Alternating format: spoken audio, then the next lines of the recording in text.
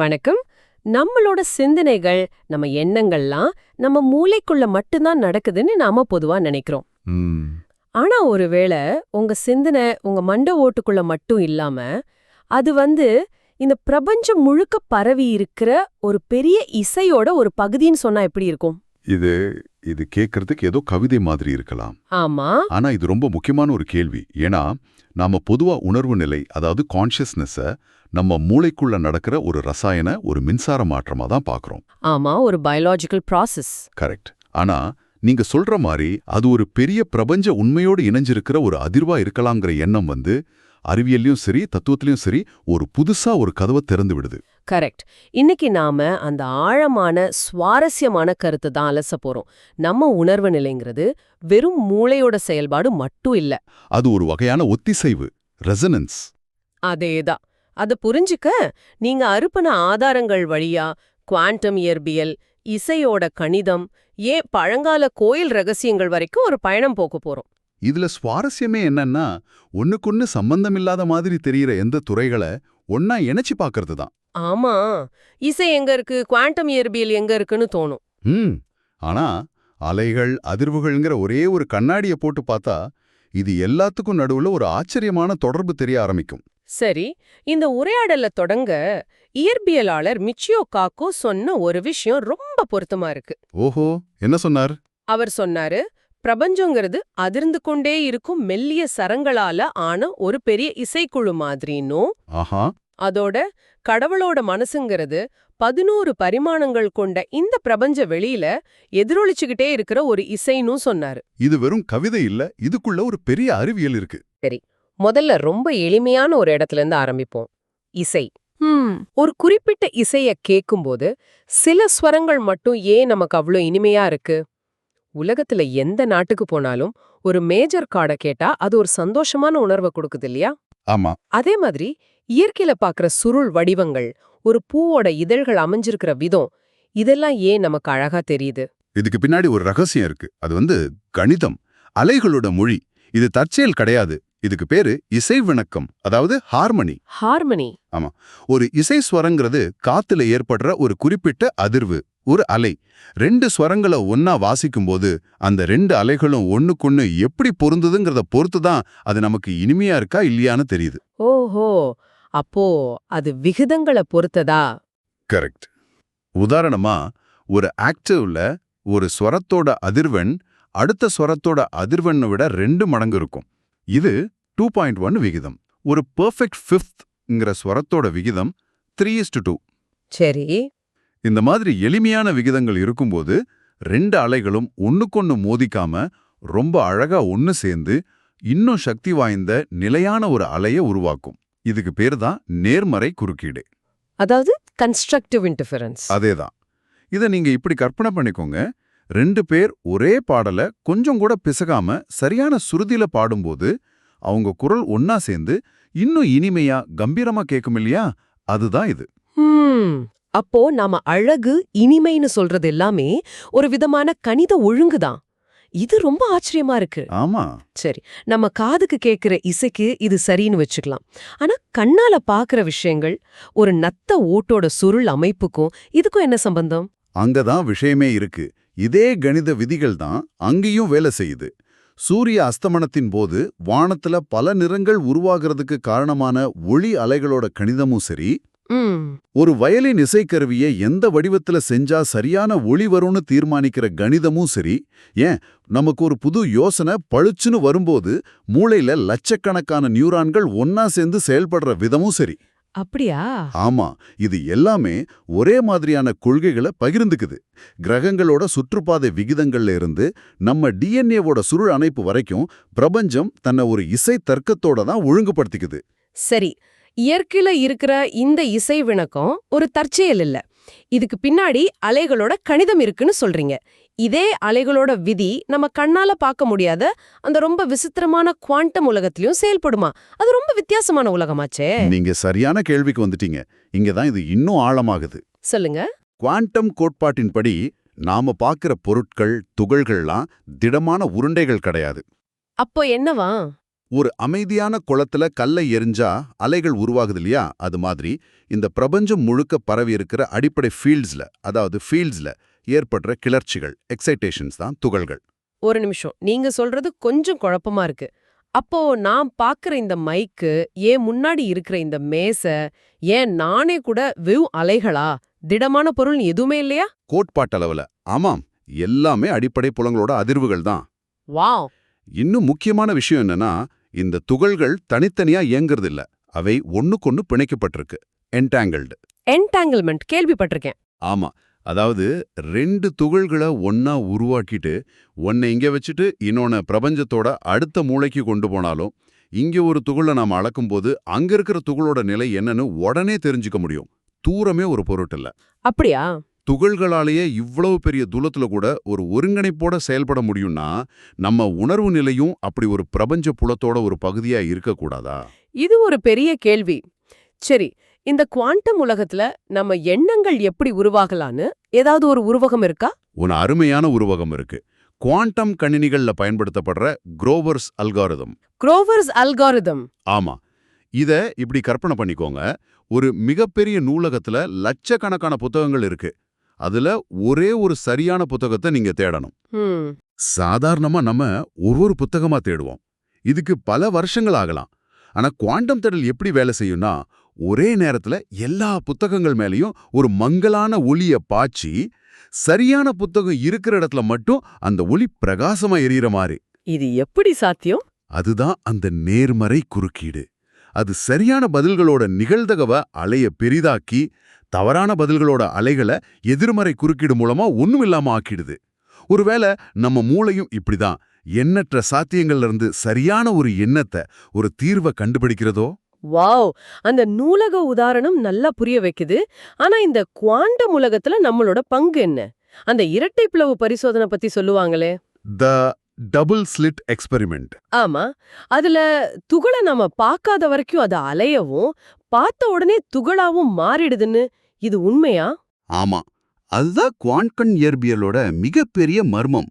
நாம கவனிக்காத வர ஒரு துகள் ஒரே நேரத்துல பல இடங்கள்ல இருக்க வாய்ப்புள்ள ஒரு நிகழ்தகவு அலையா இருக்கு. Probability wave. ஆனா நாம எப்போ அதை கவனிக்கிறோமோ இல்ல அளக்குறோமோ, அந்த அலை உடைஞ்சு அது ஒரே இடத்துல ஒரு திடமான துகளா மாறிடுது. இது ரொம்ப முக்கியமான ஒரு கேள்வியை எழுப்புது. என்ன கேள்வின்னு சொல்லுங்க. நாம இந்த யதார்த்தம்ங்கிற திரைப்படத்தை சும்மா வேடிக்கை பார்க்கிற பார்வையாளர்களா, இல்ல நாம எதை பார்க்கணும்னு ஒரு தேர்வு செய்யறதன் மூலமா அந்த நிகழ்தகவு அலைய உடைச்சு யதார்த்தத்தை உருவாக்குறதுல நாமளும் ஒரு பங்காற்றுகிறோமா? இந்த எண்ணமே உடம்ப சிலிர்க்க வைக்குது. சரி, இந்த பிரம்மாண்டமான குவாண்டம் உலகத்துல இருந்து நம்ம மண்டைக்குள்ள வருவோம். நம்ம மூளை இந்த யதார்த்தத்தோட எப்படி தொடர்பு கொள்ளுது? இங்க மூளை அலைகளுக்கு என்ன பங்கு? நம்ம மூளை ஒரு அமைதியான உறுப்பு கிடையாது. அது ஒரு மின்சார சிம்பனி நடக்கிற இடம். அதுல டெல்டா, தீட்டா, ஆல்பா, பீட்டா, காமான்னு பலவிதமான தாள வடிவங்கள், அதாவது மூளை அலைகள் உருவாகிக்கிட்டே இருக்கு. ஆமா, முன்னெல்லாம் இந்த அலைகளை நரம்பு செல்கள் வேலை செய்யும்போது உருவாகிற ஒரு துணை விளைவு மாதிரி தான் நினைச்சாங்க. ஆனா இப்போ தெரியுது, அவை துணை விளைவுகள் இல்லை, அவைதான் முக்கிய நிகழ்வு. ஓஹோ.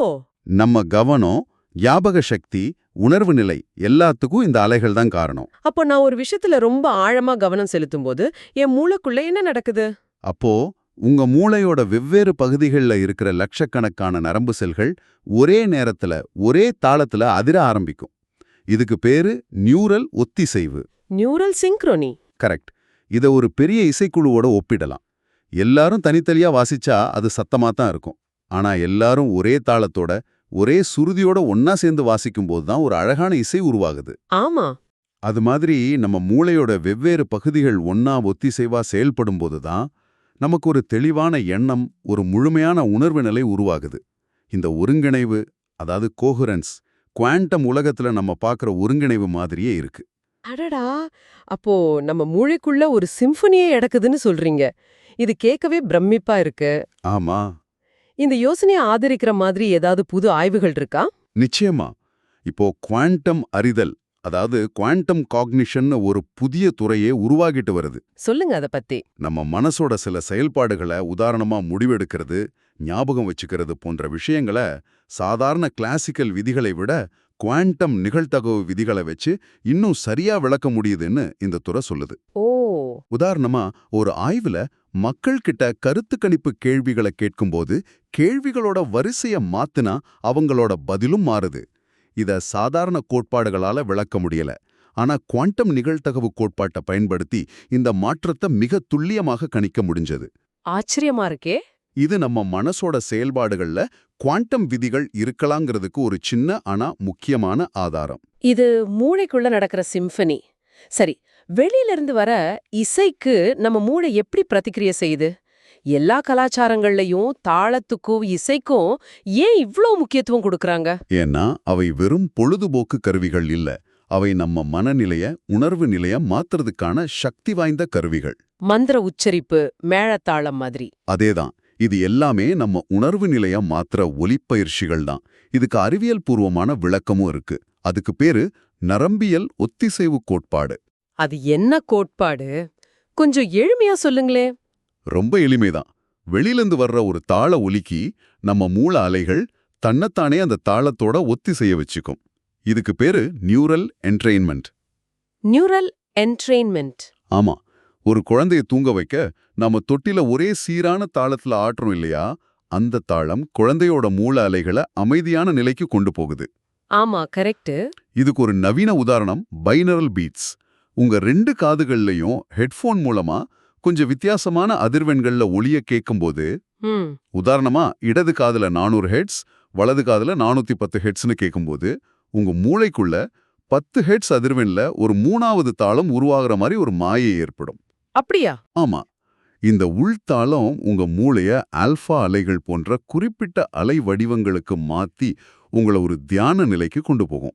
சமீபத்திய ஆய்வுகள் இந்த பைனரல் பீட்ஸ் உண்மையிலேயே மூளை அலைகளை மாத்துறதையும் மன அழுத்தத்தை குறைக்கிறதையும் உறுதி செஞ்சிருக்கு. ஒலிகள் நம்ம மூளைய நேரடியாவே பாதிக்குங்கிறதுக்கு இது ஒரு நல்ல ஆதாரம். இங்கதான் நீங்க அனுப்பின குறிப்புகள்ல இருந்த அந்த ராஸ்லின் தேவாலய கதை ஞாபகத்துக்கு வருது. ராஸ்லின் சாப்பல். அது ரொம்ப சுவாரஸ்யமா இருந்துச்சு. கொஞ்சம் விரிவா சொல்லுங்களேன். அது ஒரு அற்புதமான மர்மம். ஸ்காட்லாண்ட்ல 14ஆம் நூற்றாண்டுல கட்டப்பட்ட ஒரு தேவாலயம் அது. அதோட கல் சிற்பங்கள் ரொம்ப விசித்திரமானவை, மர்மமானவை.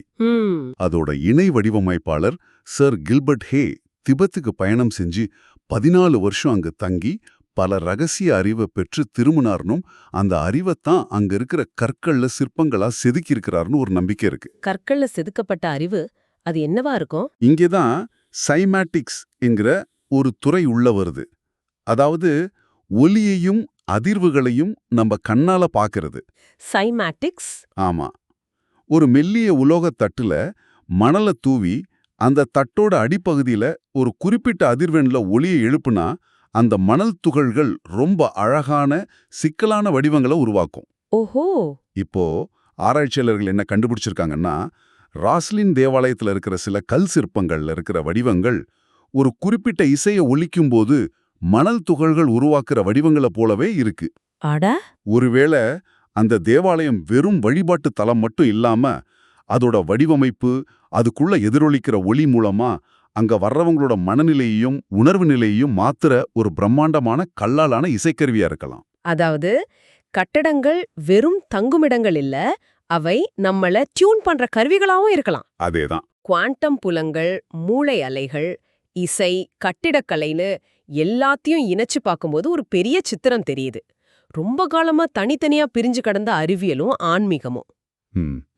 இந்த ஒத்திசைவுங்கிற ஒரே ஒரு புள்ளியில இணைகிற மாதிரி இருக்கு. ஆமா, அப்படிதான் தெரியுது. நீங்க சொல்றது சரிதான். இது வெறும் தத்துவமா இல்லாம இதோட பயன்பாடுகள் நிஜ வாழ்க்கையிலயும் வர ஆரம்பிச்சிருச்சு. எப்படி? நியூரோ ஃபீட்பேக் போன்ற சிகிச்சைகள் மூலமா மக்கள் அவங்க மூளை அலைகளை எப்படி கட்டுப்படுத்துறதுன்னு கத்துக்கிறாங்க. தியானத்துக்காக வடிவமைக்கப்பட்ட ஒலியமைப்புகள் நம்ம மனசை அமைதிப்படுத்துது. சுருக்கமா சொன்னா நம்மளையே ஒரு இசைக்கருவி மாதிரி நினைச்சு நம்ம மனசையும் உடலையும் சரியான சுருதிக்கு டியூன் பண்ண கத்துக்கலாம். ஆனா இதுக்கெல்லாம் உயிரியல் ரீதியா ஆதாரம் இருக்கா? மூளை மாதிரி சூடான, ஈரமான, சத்தம் நிறைஞ்ச ஒரு இடத்துல இந்த நுட்பமான குவாண்டம் விளைவுகள் எல்லாம் நீடிக்குமான்னு ஒரு சந்தேகம் வருமே. அது ரொம்ப முக்கியமான கேள்வி. பல இயற்பியலாளர்கள் இந்த சந்தேகத்தை எழுப்புறாங்க. ஆனா இது சாத்தியம்ங்கிறதுக்கு சில துப்புகள் கிடைக்க ஆரம்பிச்சிருக்கு.